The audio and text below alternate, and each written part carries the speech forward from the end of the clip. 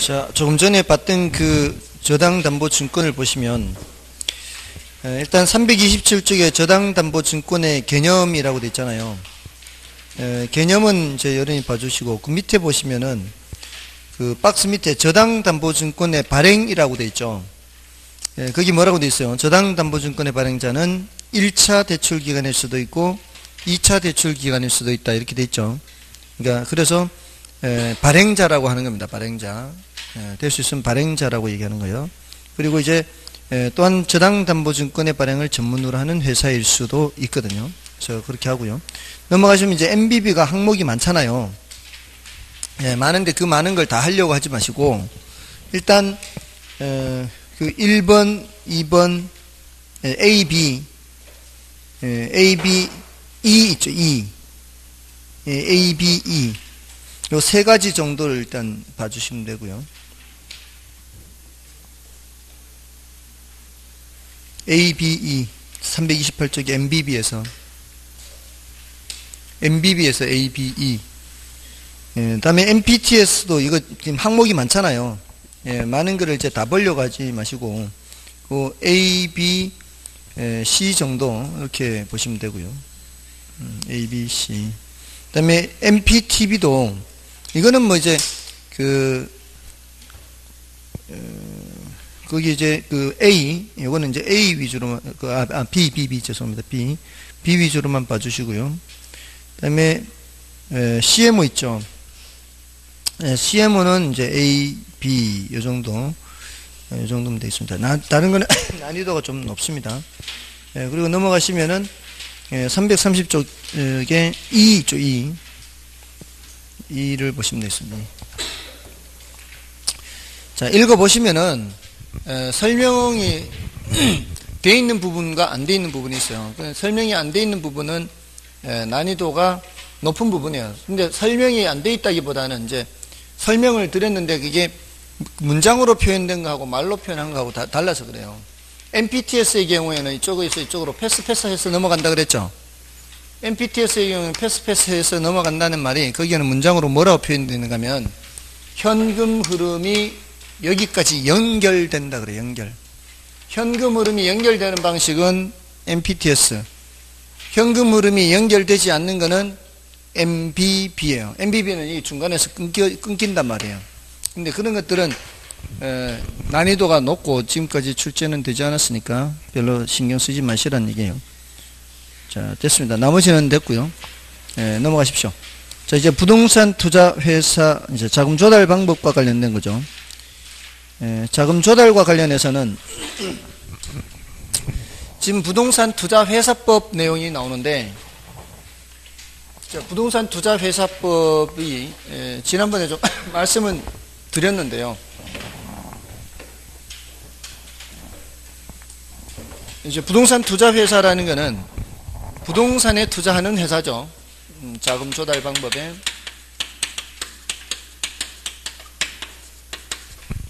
부동산에 투자하는 회사인데 이게 이론적으로 보다는 우리나라 부동산 투자 회사 법 내용을 많이 물었다고요. 그래서 그 법 내용을 좀 알아두셔야 되는데 이게 이제 앞쪽이 중요하고요. 뒤쪽으로 갈수록 이제 중요도가 조금씩 낮아져요. 지금까지 우리 시험에 출제된 거는 일단 종류를 알아두셔야 되고요. 종류는 자기관리 부동산 투자회사와 위탁관리 부동산 투자회사와 구조조정 부동산 투자회사 이렇게 세 수로 나누어지죠. 자기관리는 실체행위죠. 위탁관리는 구조조정과 함께 명목형 이렇게 되고요. 이건 서류상의 회사란 뜻이죠. 이거는 이제 상근 임직원이 있는 것이고요. 실체형은 상근 임직원이 있는 실체형은 설립자본금이 설립할 때 5억 원 이상이라 해야 되고 명목형은 3억 원 이상이라 해야 되고요. 최저자본금은 실체형은 70억 이상이고 명목형은 50억 이상이라 해야 됩니다. 이게 이제 이렇게 이제 그 명목형이냐 실체형이냐 또는 설립자본금이 얼마다 최저자본금이 얼마다 이게 시험이 굉장히 자주 많이 나왔어요.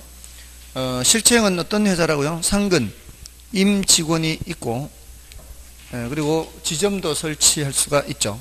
명목형은 상근 임직원이 없고 지점도 설치할 수가 없죠. 다음에 1인당 주식 보유 한도, 이걸 이제 주식 분산이라고 하는데, 1인당 주식 보유 한도는 위에서부터 자기관리, 위탁관리, 구조조정에서 50%, 50%, 제한 없음 이렇게요. 1인당 50%까지예요. 50%까지. 그리고 구조조정은 제한이 없습니다. 그리고 공모라는 게 있어요. 공모. 공개모집이라 그래요. 공개모집. 공개모집은 일반인들로부터 자금을 모으는 것을 말해요. 우리 공모주 청약 이런 거 들어보셨나요? 그래서 일간지에 공고를 하고 이런 절차를 거치는 걸 말해요. 자, 이 공개모집에서 30% 이상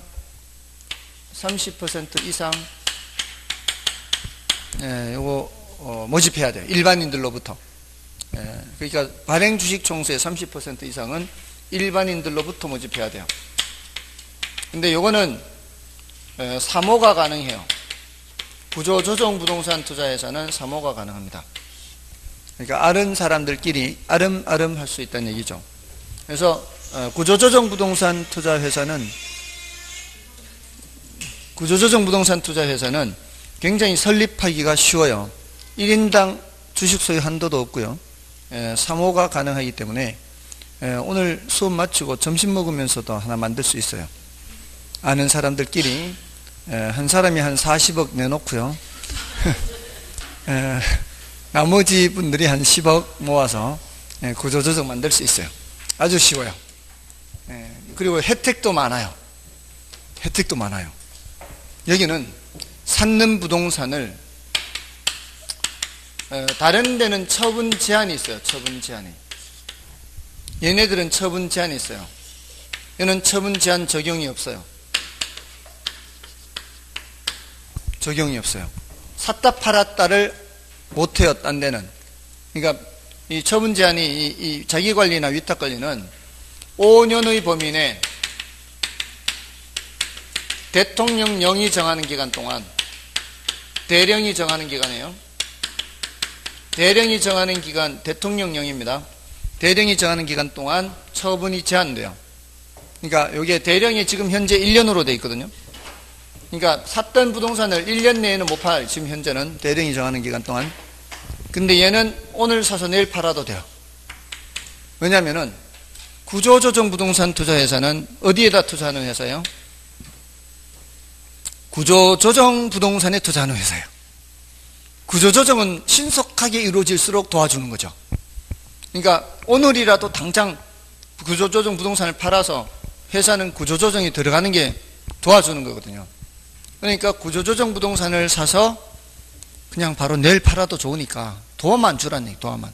그래서 얘는 그런 게 적용이 안 돼요. 샀다 팔았다가 돼요. 근데 얘네들은 그게 안 돼요. 처분 제한해요. 물론 아무런 제한 조건 없이 처분이 제한되는 게 아니라, 여러분들 물건을 사다가 판매하는 입장에서 이 자재를 구입해다가 제품 만들어 파는 거는 당연히 할 수 있어야 되잖아요. 그러니까 땅을 샀는데 거기에다가 건물 지어 분양하는 거는 당연히 할 수 있어야 될 거 아니에요. 그러니까 이건 투기를 방지하기 위한 거거든요. 그러니까 처분 제한이 1년 안 된다는 얘기는 샀던 모습으로 되팔지 말라는 얘기예요.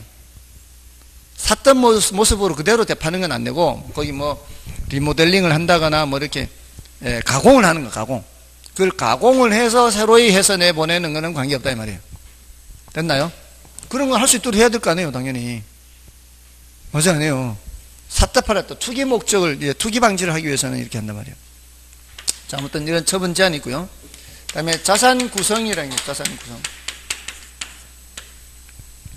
자산 구성은 70% 이상은, 80% 이상은 부동산 관련 증권, 그 다음에 현금으로 돼 있어야 돼요.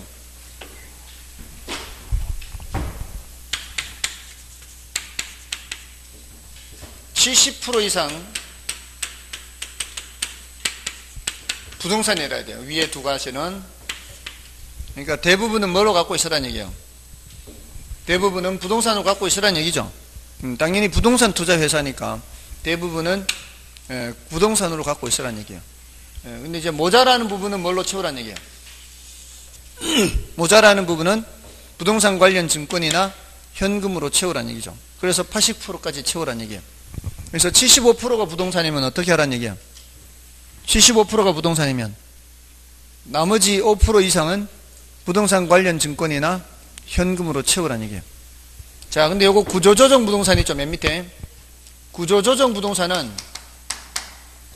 70% 이상 구조조정 부동산이면 돼요. 70% 이상 구조조정 부동산. 80% 규정이 없어요. 자, 그래서 요 주제별로 이렇게 정리하시면 돼요. 주제별로. 주제별로 이렇게 정리하면은 그렇게 많지 않을 겁니다. 그 다음에 이제 배당이라는 게 있는데, 배당. 90% 이상 배당이요. 요렇게 하면은, 명목형은 법인세 감면 혜택을 줘요. 법인세 감면.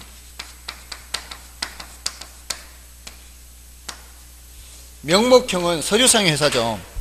삼성전자 이런 데는 뭐예요? 실체적. 그런 데는 법인세 회사 세금 내야 되죠. 근데 서류상의 회사는 세금을 매겨버리면 서류상의 회사이기 때문에 이중과세에 문제가 생겨요.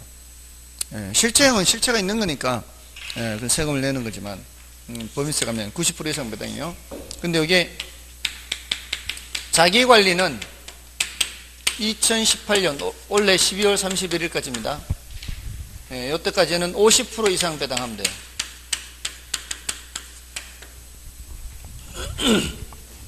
자, 이 정도 일단 해두시고요. 뭐 나중에 조금 더 하더라도 지금 사실 여기서도 앞쪽으로가 중요해요. 앞쪽으로 중요합니다. 여기까지가 많이 나왔고요. 제일 많이 나온 게 여기까지예요. 그 다음에 뭐 한 이 정도.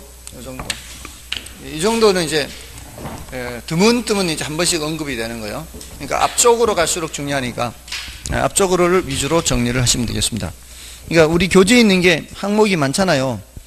그 많은 걸 이렇게 보고 파악하기는 쉽지 않다는 거죠. 그래서 나중에 또 이거 정리해서 따로 저걸 해드릴 거예요. 그 요약집 나올 때 해드릴 겁니다. 자, 거기 347쪽의 문제를 좀 볼까요? 부동산 투자 회사 법령상 부동산 투자 회사에 관한 설명으로 틀린 것은 1번에 부동산 투자 회사는 자기관리, 위탁관리, 기업 구조조정 부동산 투자 회사로 구분할 수 있다. 맞죠? 세 가지 종류. 다음에 2번에 자기관리 부동산 투자 회사의 설립 자본금은 3억 원 이상으로 한다. 5억 원 이상이죠. 이렇게 쉬운 게 정답 지문이 되는 거잖아요. 그죠? 이런 거 틀리면 안 되겠죠.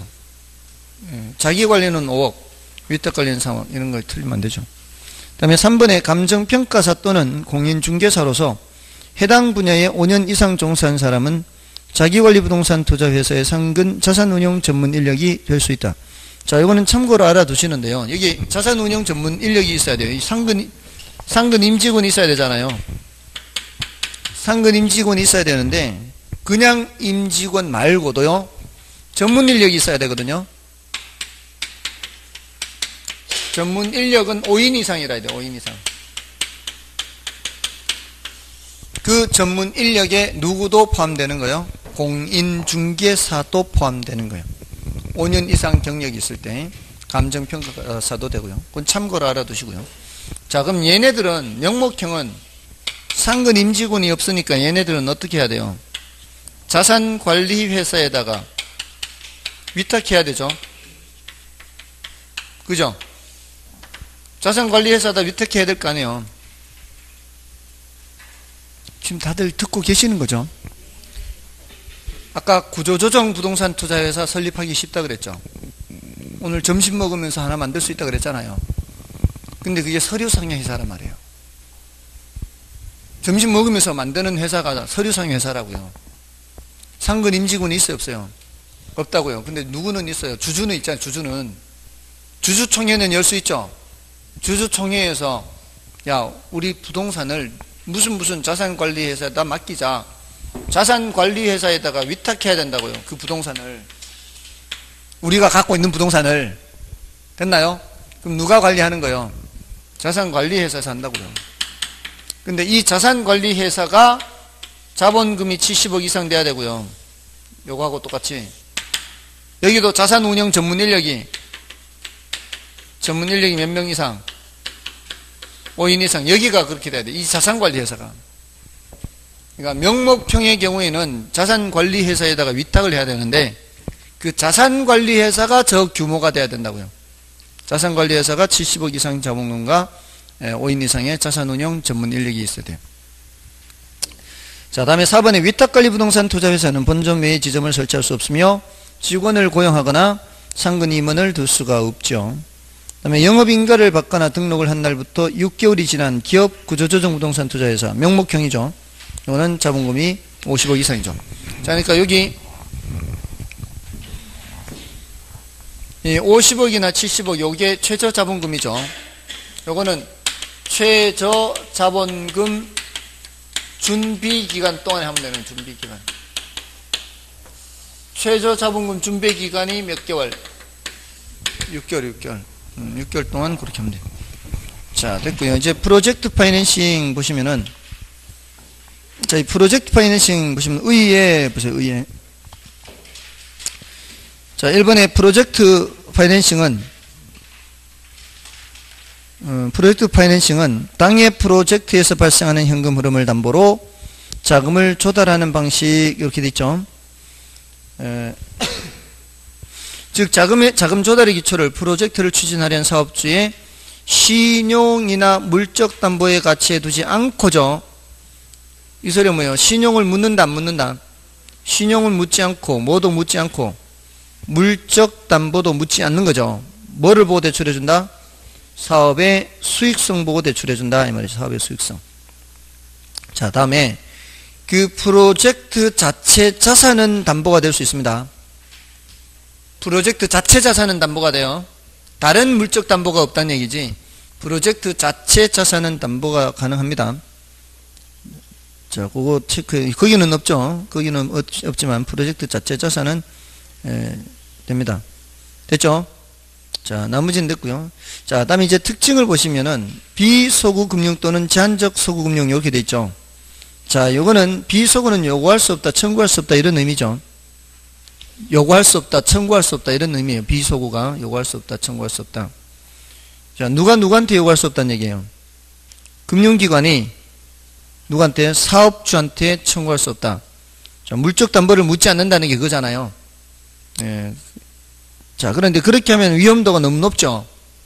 위험도가 높으니까 오른쪽에 제한적 소구금융 돼 있잖아요. 비소구금융 또는 제한적 소구금융. 제한적 소구금융은 뭔 뜻이에요? 어느 정도는 요구할 수가 있다 이런 말이에요. 그러니까 금융기관이 전혀 물적 담보 없이 그렇게 하면 너무나 위험하니까 그렇게 이제 현실적으로는 제한적 소구가 많다는 겁니다. 어느 정도는 부담 지운다는 얘기죠. 그렇다 할지라도 이건 누구한테 유리한 거예요? 사업주한테는 유리한 거죠. 다음에 이제 부외금융 나와 있죠. 이번에 부외금융은 장부 외에 이런 의미입니다. 장부 외. 부외가 장부 외에 금융, 자금을 융통받았다. 그러니까 장부에는 기록이 된다 안 된다? 장부에는 기록이 안 돼요. 그래서 두 번째 줄에 있어요. 사업주의 대차 대조표에 관련 대출금이 계상되지 않아. 여기 있죠. 계상되지 않는다는 게 이제 계산이 안 된다 얘기예요. 그렇지만 실제로는 대출 받은 거나 다름없다는 거죠. 자, 이게 부외금융이고요. 그래서 니은의 둘째 줄의 끝에 마지막 줄이죠. 사업주의 뭐가 제고된다? 사업주의 채무 수용 능력이 제고돼요. 사업주가 다른 대출을 받으려고 할 때 대출 받기가 좀 더 수월해진다 이런 의미죠. 그 이제 채무 수용 능력이 제고된다. 자, 요거 둘 다 누구 입장에서의 장점이에요? 사업주 입장에서의 장점이에요. 이런 것들은. 자, 근데 오른쪽에 동그라미 3번 복잡성은 그 프로젝트 파이낸싱 자체의 특징입니다. 프로젝트 파이낸싱은 규모가 큰 경우가 많기 때문에 많이 복잡하죠. 금융 절차가 복잡합니다. 그리고 높은 금융비용. 자, 요건 누구 입장에서는 장점이에요? 요거는 은행 입장에서는 장점입니다. 금융기관 입장에서는 장점이에요. 사업이 성공하면은 높은 수익을 얻을 수가 있죠. 다음에 그 밑에 위험 배분 있죠. 자, 위험 배분은 사업주 입장, 그 금융기관 입장에서는 위험이 너무 크기 때문에 여러 주체에게 위험을 배분하는 거거든요. 그러니까 사업주가 있고, 사업주 회사는 따로 있고요. 이 프로젝트를 수행하는 프로젝트 회사를 따로 설립하게 하죠. 그래서 금융기관이 누구한테 대출해줘요? 사업주한테 직접 대출해 주는 게 아니라 여기에다 이제 고리 대출해줘. 고리 대출. 그러니까 법적으로는 얘가 책임지는 게 아니라 얘가 책임지는 거죠. 이게 서류상의 회사인 경우도 많아요. 자, 그러니까 금융기관 입장에서는 위험할 수밖에 없죠. 여기 이제 대출은 여기다 해주니까. 그러니까 얘한테도 일부 출자를 하게 하는 거죠. 너도 좀 부담해라. 또 보증을 좀 서라. 이런 식으로 이제 부담을 지우는 거죠. 그래서 제한적 소구라고 하는 거죠. 그리고 여기 이제 참여하는 회사가 많아요. 사업이 크다 보니까 무슨 토목회사, 건설회사, 뭐 또 자금, 자재 납품회사, 이런 여러 회사들이 있단 말이에요. 그런 여러 회사들한테 일부 부담을 지우는 거죠. 이게 이제 위험을 배분시키는 겁니다. 금융기관 입장에서는 위험을 줄일 필요가 있는 거죠. 다음에 그 철저한 자금관리 있죠. 그 철저한 자금관리에서는 니은의 둘째 줄에 있어요. 결제 수탁 계정, 에스크로우 어카운트라고 돼 있죠. 자, 에스크로우 어카운트를 둬서 이 대출금이 함부로 입출금이 못 되게 통제를 한 거예요. 이걸 에스크로우를 통해서. 에스크로우를 통해서 통제를 하는 거죠. 그게 이제 철저한 자금 관리고요. 그래야 금융기관 입장에서는 안전하다고 볼 수 있죠. 그러니까 그 동그라미 5번이나 동그라미 6번 이런 건 다 금융기관 입장에서 안전하게 하려고 하는 거죠. 위험을 줄이기 위해서. 그다음에 이제 독립된 회사 설립 있죠. 자, 이 독립된 회사는, 자, 요거는 양쪽 모두에게 장점이 될 수가 있어요. 요거. 프로젝트 회사를, 요거를 우리 시험에서 문제를 낼 때는 프로젝트 회사라고 안 하고 특수법인 이렇게 해도 돼요. 특수법인. 왜 특수법인이라고 그랬어요? 그 프로젝트만 수행할 목적으로 설립된 회사이기 때문에 특수법인 뭐 이렇게도 말을 합니다. 자, 아무튼 간에 자, 이렇게 이 프로젝트 회사를 독립하게 하는 것은 사업주 입장에서도 장점, 금융기관 입장에서도 장점이 될 수 있는 게 사업주가 도산이 되더라도 이 프로젝트에 미치는 영향을 줄일 수가 있죠. 따로 떨어져 있으면. 한 대 섞여 있으면 어떻게 해요? 한 대 섞여 있으면 사업주가 도산해버리면 끝까지 영향받을 수 있잖아요. 그리고 사업주 입장에서는 프로젝트가 도산하더라도 이게 사업주가 영향을 받지 않게 할 수 있다는 거죠. 독립된 회사로 만들면. 그런 장점이 있어요. 독립된 회사의 장점. 다음에 자, 이게 다시 348쪽이고 좀 어려운 표현 하나 설명드리고 지나갈게요. 348쪽의 그 특징 바로 위에, 괄호 2번 특징 바로 위에 동그라미 4번에 보시면은 프로젝트 파이낸싱의 경우 금융기관으로서는 당해 개발 사업에 대한 사업성 검토에 집중하면 되기 때문에 정보의 비대칭성 문제가 줄어든다 이렇게 돼 있잖아요. 정보의 비대칭이라는 게 뭐예요? 쟤는 아는데 나는 모르고, 나는 아는데 쟤는 모르고, 뭐 이런 거잖아요. 근데 보통 담보대출의 경우와 이 프로젝트 파이낸싱의 경우가 다른 점이 대출을 해줄 때 그 전에 이미 사업 계획서를 다 검토를 하고 대출해 주죠. 사업 계획서를 다 제출을 해요. 금융기관한테. 그리고 나서 그 계획서를 보고 대출해 주는 거예요. 그리고 나서 통제도 해요. 입출금을. 그러면 이 사업이 어떻게 진행되고 있다는 것을 금융기관이 알아요, 몰라요? 알죠? 자, 이러면은 우리 외공불비, 정보의 비대칭 했었잖아요. 자원 배분이 비효율적이라는 거. 이게 정보가 비대칭적이면 자금이 또는 자원이 비효율적으로 이용될 가능성이 많아요. 근데 알면은 통제가 되기 때문에 비효율적으로 사용되는 걸 막을 수가 있단 말이죠. 예를 들어, 근데 보통 담보대출은 안 그렇거든요. 일반 담보대출은, 대출 좀 해주세요.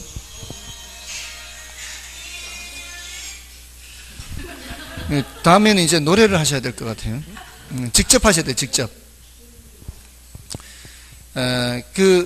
일반 담보대출의 경우에는, 담보로 제공할 때 뭐 무슨 목적으로 쓸 거냐 뭐 이렇게 하지만, 그게 정확하게 어디다 쓰는지는 사실 잘 모르잖아요.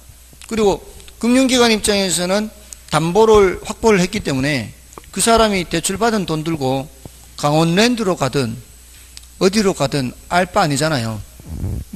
그건 이제 별로 신경 안 쓰는 거죠. 그 돈 가지고 뭐 할지에 대해서는 별로 신경 안 쓰는 거예요. 근데 금융기관 입장에서는 사실은 그걸 강원랜드 가서 다 날려가지고 집을 경매 처분하는 게 좋겠어요? 꼬박꼬박 상환하는 게 좋겠어요? 당연히 금융기관 입장에서는 경매 처분하는 상황은 피하고 싶은 상황이에요. 그게 그렇게 될 가능성이 많다는 거죠. 이렇게 일반 담보대출에서는. 근데 프로젝트 파이낸싱에서는 그런 식으로 자금이 운용되는 것은 막을 수가 있는 거죠. 그러니까 자금을 좀 더 효율적으로 사용할 수가 있는 겁니다. 좀 어려운 표현인데 그건 누구 입장에서의 장점이에요? 그는 금융기관 입장에서의 장점이다. 이렇게 볼 수 있어요. 자, 다음에 넘어가시면 350쪽이고 신디케이션 있죠. 이것도 이제 자금 조달 방법인데 지금 자금 조달 방법이 지금 부동산 투자회사는 지분금융이죠. 부동산 투자회사는 지분금융입니다. 이거. 그죠? 지분금융, 부채금융 계속 구분해야 돼요. 앞에 계속 지분금융, 부채금융 나왔잖아요. 아까 MBS는 지분금융이 부채금융이에요? MBS가. MBS는 부채금융이에요. 이자 준다 그러죠. 채권 채무 얘기했잖아요. 계속.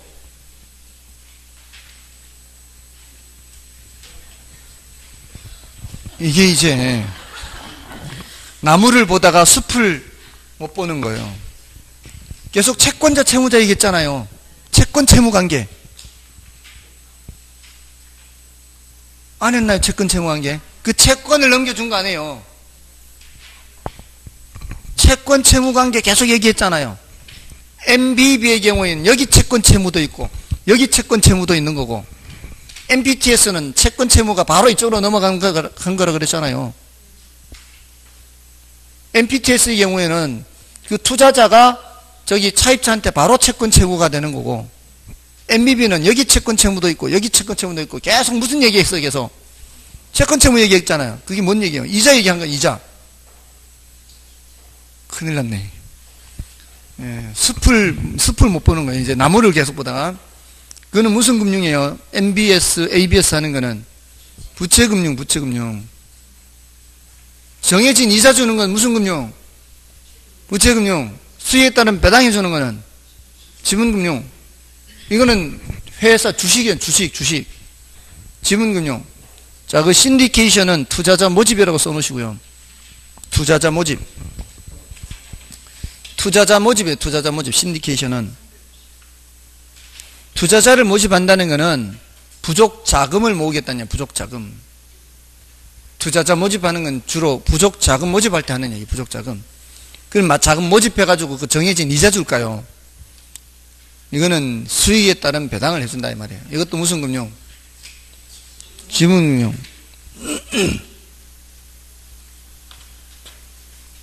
자, 앞에 MBS, ABS 이거 설마 금색 까먹은 거 아니겠죠?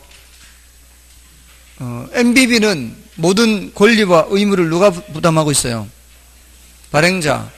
그 채권 채무 관계에서 그 발행자가 채권자로서 소유권을 다 갖고 있는 상태란 말이에요. 됐나요? 그러면서 새로운 채권 채무잖아요. 저당 채권 집합의 소유권은 발행자가 갖고 있으면서 새로이 투자자들 사이에서 채권 채무가 만들어지는 이중적인 채권 채무라고요. 맞잖아요. 근데 MPTS는 그 채권 집합을 다 넘겨줘버렸기 때문에 투자자들이 차입자한테 바로 이 채권을 갖게 되는 거란 말이에요. 됐나요? 자, 됐고요. 자, 그 한국주택금융공사의 업무에 대해서는 일단은 가능한 한 늦게 해야 돼, 늦게. 이거는 넘어가시고요. 이 한국주택금융공사의 업무는요, 가능한 한 늦게 하는 게 자주 바뀌어요, 자주. 이게 재작년까지만 해도요, 그 시험 시행 공고 1을 기준으로 해서, 그 당시에 유효한 법령으로 시험을 봐야 돼요. 이게 7월 중순이에요, 시험 시행 공고가. 근데 재작년부터 어떻게 바뀌었는가 하면, 시험 시행일 기준이에요. 시험 시행일 기준으로 유효한 법령에 따라 시험 봐야 돼요. 그럼 시험 치기 직전까지 계속 뭐 개정되는 게 있는지 없는지 봐야 돼요. 그래서 좀 더 신경 쓰이게 됐어요.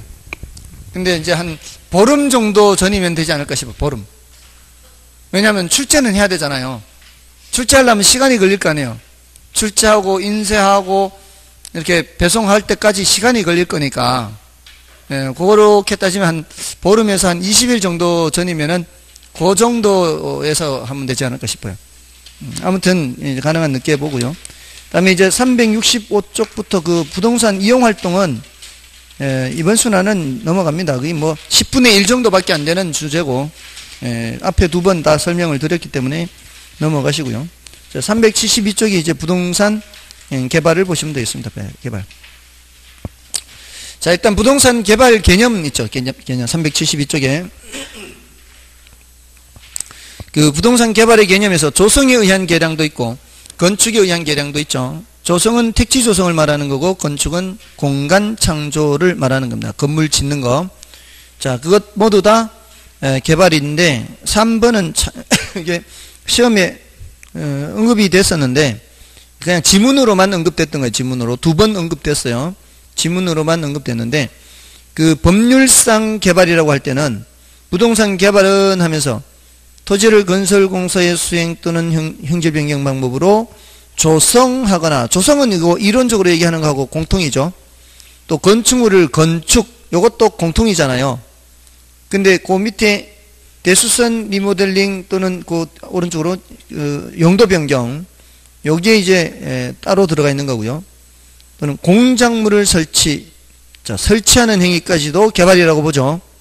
자, 그러니까 결국은 법적으로는, 이론적으로는 토지 조성하고 뭐를 얘기하는데, 건물 건축하는 거 얘기하는 거죠. 두 가지를 얘기하는 건데, 자, 여기 이제 토지 조성, 건물 건축, 이거죠. 사실은 대부분은. 근데 법적으로는 여기에다가 뭐까지 하는 거면 공작물 설치하는 것까지 집어넣어요. 법적으로는. 그죠? 토지 조성, 건물 건축, 그 다음에 공작물 설치하는 것까지도 집어넣으면서 여기 건물과 관련해서는 건축만 집어넣는 게 아니고 건축은 새로 하는 거잖아요. 기존 건물을 어떻게 대수선하거나 또 리모델링 하거나 용도 변경 이런 것도 뭐라고 보는 거예요? 개발이라고 보는 거죠. 그러니까 법적으로 이해할 때는 이제 다양하게 집어넣는 거죠. 다양하게. 요거 두 개뿐만이 아니라 새로 짓는 것뿐만이 아니라 기존의 건물을 이렇게 바꾸는 것도 뭐라고 보는 거예요?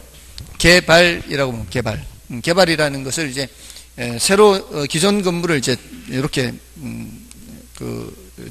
먼저 대수선 같은 이런 것도 개발이다 이렇게.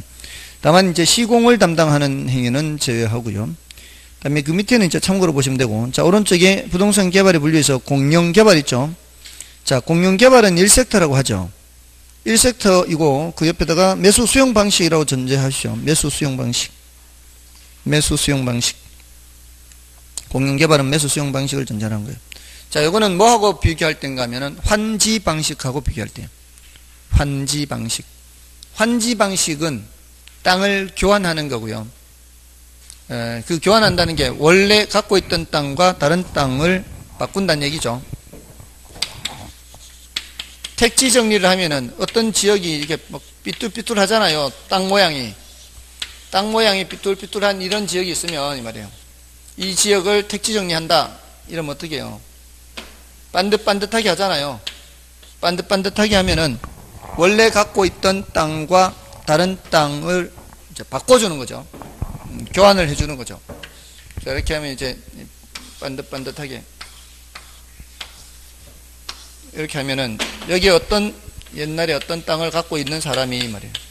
요만큼의 땅을 갖고 있는 사람이 새로운 땅으로 이렇게 돌려받을 때, 예를 들어 이렇게 여기 요만큼의 땅으로 돌려받을 때, 요 땅과 요 땅을 바꿔주는 거죠. 근데 원래 갖고 있던 땅보다는 보통은 적게 돌려받죠. 근데 내가 갖고 있는 땅이 원래 100평이었다. 그럼 돌려받는 땅은 60평이다. 이러면은 간보가 40평 되는 거죠. 토지 부담률이라고도 하고요. 간보율이라고도 합니다. 근데 60평짜리 땅이 없고 100평짜리 땅밖에 없으면 어떻게 해요? 그러면 100평 차이만큼을 청산 작업을 해야죠. 돈을 더 줘야 돼, 이때는. 돈을 더 줘야 됩니다. 권리는 내가 60평까지 밖에 없는데 받기는 100평을 받으면 그때는 돈으로 더 청산 작업을 해야 돼요. 남는 게 있으면 그때는 돈으로 돌려받는 거고요. 자, 아무튼 요럴 때 환지라고 하죠. 땅을 교환하는 거. 여기 이제 환지 방식과 매수 수용 방식은 아예 다 그냥 협의 매수를 하거나 안 되면은 강제 수용해서 하는 방식. 그걸 이제 두 개를 보통 비교합니다. 자, 여기 넘어가시면 이제 장단점이 있는데 그 맨 밑에 있는 장점이 맨 밑에 그 장점의 첫 번째는 계획적 이용입니다. 계획적 이용.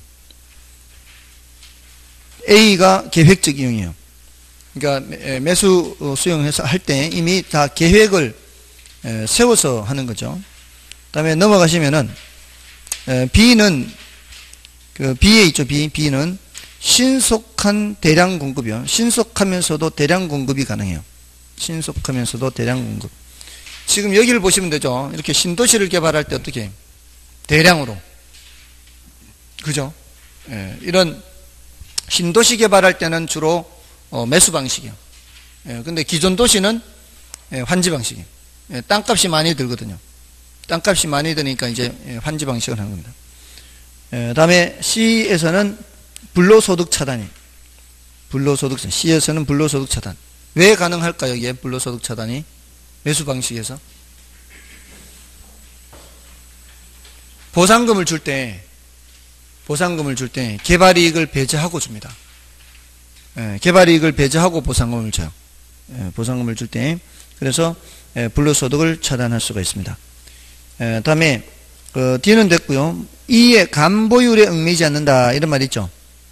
간보율에 얽매이지 않는 거, 이거는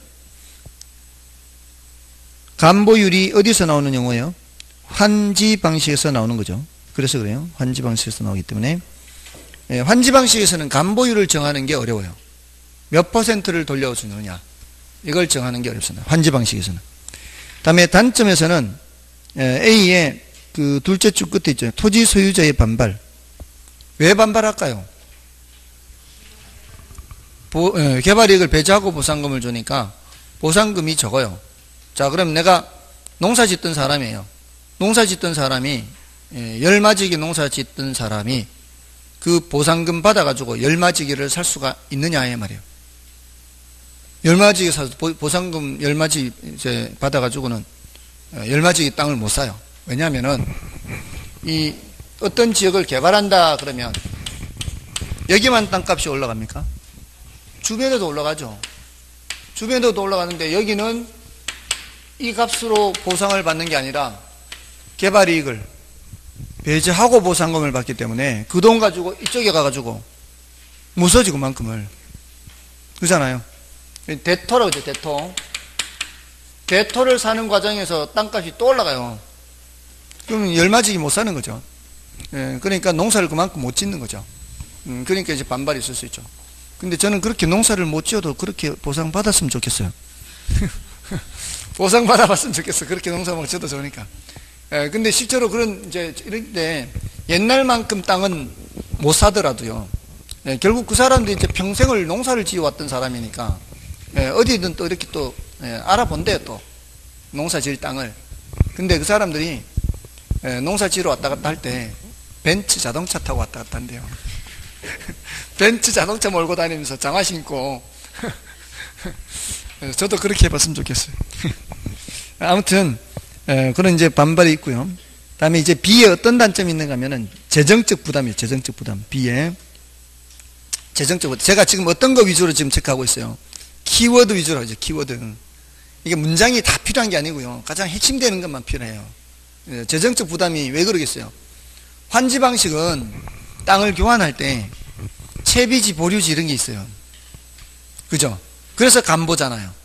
그 사업에 필요한 비용은 어디서 충당하면 돼요? 그 사업에서 그냥 충당하면 된단 말이에요. 공공용지도 거기서 충당하면 돼요. 근데 이거는 일단 다 뭐를 해놓고 해야 돼요. 돈을 다 주고 사놓고 해야 돼. 분양 수익금이 발생하는 거는 나중에 공공택지 개발하고 뭐 분양하고 하는 거는 나중에 돈이 들어오니까 일단 돈이 많이 들어가는 방식이란 말이에요. 다음에 C의 형평성 문제예요. 어떤 형평성일까요? 형평성은 형평성인데 어떤 형평성? 이 사람들하고 이 사람들하고요. 이 사람들은 보상금을 받을 때 개발이익이 배제된 채로 받고요. 이 사람들은 땅값 올라간 거 그냥 거래할 거 아니에요. 이 형평성 문제가 있죠. 그죠? 그러니까 어떤 지역을 개발한다라고 할 때 투기를 하더라도 너무 잘 찍으면 안 돼요. 정확하게 찍으면 안 되고 빗맞아 찍어야 되는 거예요. 빗맞아 찍어야 돼. 빗맞아. 정확하게 찍어버리면 개발이익이 배제된 채로 보상이 되니까. 그죠? 그래서 그런 얘기들을 간혹 합니다. 나 그 어디 개발한다 그러면 그 땅 있는데 그러면 거기 들어가 안 들어가? 그렇게 묻는다고요. 들어가 안 들어가? 들어가고 안 들어가고의 차이가 있으니까. 그죠? 자, 아무튼 그런 형평성 문제가 있어요. 분명히 그런 사실이죠. 형평성 문제가 있습니다. 자, 그래서 그 바깥은 어떻게 하는가 하면은 그래서 바깥에 개발 부담금을 부과하는 거예요. 개발 부담금. 근데 그 개발 부담금이 그렇게 잘 부과되는 것은 아니에요.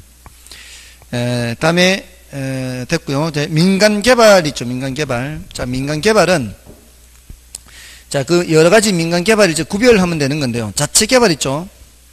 자체 개발은 그 옆에다가 토지, 자금, 노하우 이 세 가지 다 누구한테 있는 거예요? 토지, 자금, 노하우가 다 누구한테 있어요? 토지 소유자한테 다 있는 거예요. 그러니까 자기가 그냥 알아서 하는 거예요. 근데 요거는 어떤 문제가 있는가 하면은 그 오른쪽 페이지 가면은 그 위기관리 능력 세 번째 줄에 위기관리 능력이 요거돼요. 그죠? 그 다음에 등가 교환 방식은 저 키워드가 두 번째 줄의 끝에 토지평가액과 건축비 비율에 이렇게 토지평가액과 건축비 비율에. 자, 여기서는 토지 소유자는 뭐만 되는 거예요? 토지 소유자는 토지만 되는 거예요. 토지만. 그 다음에 공사비 대물 변경 있죠. 자, 여기서는 키워드가 그 건축물의 일부로요. 준공된 건축물의 일부로. 뭐를 공사비를 건축물의 일부로. 여기서도 토지 소유자는 뭐만 되는 거예요? 토지만 되는 거예요. 근데 차이점이 위는 비율에 따라 나누는 거죠. 근데 요거는 그냥 건축물로 받는 거죠. 그 다음에 D는 분양금 공사비 지급형. 요건 뭐예요? 키워드가 공사비 지급은 분양 수익금. 분양 수익금. 요것도 토지 소유자는 뭐만 되는 거예요? 토지만 되는 거예요. 대부분 토지 소유가 뭘 되는 거예요? 토지만 되는 거죠. 자, 근데 밑에 사업 수탁 방식 있죠. 다른 말로 사업 위탁 방식이라고 하죠. 그 옆에다가는 토지 소유자가 토지 플러스 자금이에요. 자, 여기 이제 다르죠. 자, 위에 것들은 토지 소유자가 뭐만 됐어요? 토지만 됐고, 자치개발사업은 다 됐지만 사업 수탁 방식, 위탁 방식은 토지 소유자가 토지 플러스 자금이죠. 그럼 개발업자는 그 노하우만 하는 거거든요. 그러니까 두 번째 줄에 뭐라고 돼 있어요? 사업 시행을 의뢰하고 개발업자는 사업 대행만 하는 거예요. 사업 대행만. 거기에 따른 뭐만 가져가는 거예요? 수수료 가져가는 거예요. 자, 그래서 그 밑에 그 다의 이제 토지 신탁 방식과의 차이점이 있어요. 다의 토지 신탁 방식과 유사하나 토지 신탁 방식이 수탁자인 개발업자의 명의로 개발이 이루어진 데 비해 사업 수탁 방식은 사업이 토지 소유자의 명의로 행해진다고 하는 점에서 차이가 있다. 그래서 그 밑에 토지 신탁 나오고 있잖아요. 토지 신탁 방식의 가장 큰 특징이 바로 뭐예요? 신탁 방식은 소유권이 이전되는 거예요. 그 맨 밑에 줄에 있죠. 맨 밑에 형식상의 소유권 이전입니다. 자, 일단 형식상의 소유권 이전이 되면은 그 다음은 다 누가 알아서 하는 거예요? 신탁 회사가 따라서요. 개발업자가. 그러니까 자금, 토지 자금 노하우가 다 누구한테 있게 되는 셈이에요. 신탁 회사한테 있게 되는 셈이에요. 그게 가장 큰 특징입니다. 그리고 넘어가셔서 그 투자자 모집형 바로 위에 줄에 있죠. 신탁 기간이 종료되면 신탁 회사는 토지 소유자에게 토지와 건물을 반환한다. 이런 말이 있죠. 이제 형식적으로 소유권 이전된 상태니까 반환이 돼야 되겠죠. 반환될 때는 투입된 자금이 다 회수가 돼야 되겠죠. 개발업자가 투입한 자금은 다 회수가 돼야 반환이 되겠죠. 자, 요거는 임대형의 경우입니다. 반환된다 하는 거는 임대형의 경우, 임대형이고, 분양형의 경우에는, 분양해버리면 반환되는 게 없죠. 분양형의 경우에는 수익금으로 돌아가는 거고요. 분양형은 수익금으로 돌아가는 거고, 토지 건물이 반환되는 것은 임대형의 경우입니다. 다음에 이제 투자자 모집형, 아까 신디케이션 했죠. 그 옆에 신디케이션 적어 놓고요. 아까 신디케이션 옆에다가 투자자 모집형 적어 놓으라고 그랬잖아요. 이게 뭔가 하면은, 보통은 이제 이런 경우 이제 자금이 부족할 텐데, 개발업자가 조합 아파트처럼 투자자로부터 사업 자금을 마련하여 사업을 시행하고, 투자자에게는 일정한 투자 수익 또는 지분을 보장하는 방식이다. 이는 주로 신도시 상업지역 개발이나 조합 주택의 개발에 이용되고 있다. 대개 사업 시행자가 조합이 부족 자금에 대해 누구를 모집한다? 투자자를 모집하는 방식이에요. 그리고 이런 경우에 이제 뭐가 문제가 하면 그 마지막에 나오죠. 사업 시행 시 쟁점으로 대두되는 것은 투자자의 이익 보장과 조합원 간의 이해관계 조정이에요. 그러니까 조합원들이 기존에 이제 자기네들이 하던 사업인데 투자자들을 참여시키는 거 아니에요. 그러면은 이제 이익 배분을 어떻게 할 거냐 이 말이에요. 다 이제 이게 지분금융이잖아요. 지분금융인데 그 이익 배분을 어떻게 할 거냐 이게 이제 문제라는 거죠. 다음에 컨소시엄 구성 개발 방식은 이게 사업 자금의 조달 혹은 상호 기술 보완이에요. 사업 자금의 조달 혹은 상호 기술 보완. 자, 이런 경우에 법인 간의 컨소시엄을 구성한다. 컨소시엄은 연합법인이에요. 연합법인. 새로운 법인을 만드는 거예요. 그러니까 둘 이상의 회사가 법인을 만드는 거죠. 자, 그렇게 해서 진행하는 겁니다. 왜냐하면 자금이 한 회사만 조달하기가 어려울 수 있잖아요. 또 기술도 A라는 회사와 B라는 회사가 각각 전 단계의 기술과 후 단계의 기술이 뛰어난 회사가 있다면 두 회사가 힘을 합치면 우수한 제품을 만들 수 있잖아요. 그럴 때 이제 기술 보완 이렇게. 자, 그럼 됐습니다. 됐고요. 나머지는 좀 쉬고 할까요? 좀 쉬고 하겠습니다.